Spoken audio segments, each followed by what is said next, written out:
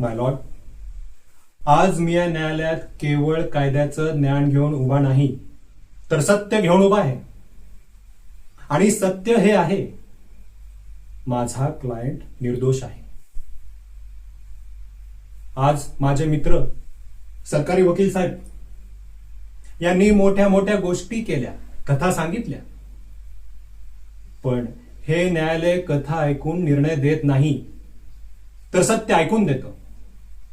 आणि सत्य हे आहे, या खटल्यात जे साक्षीदार आहेत त्यांच्याच बोलण्यात तफावत आहे.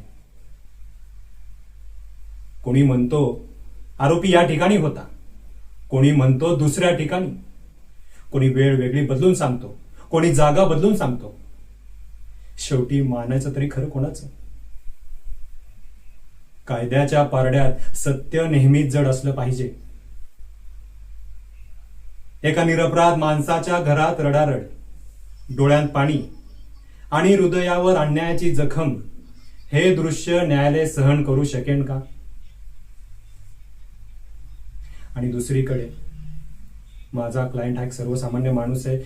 जर निकाल चुकीचा लागला तर फक्त तोच नाही, त्याचं संपूर्ण कुटुंब उद्ध्वस्त होईल.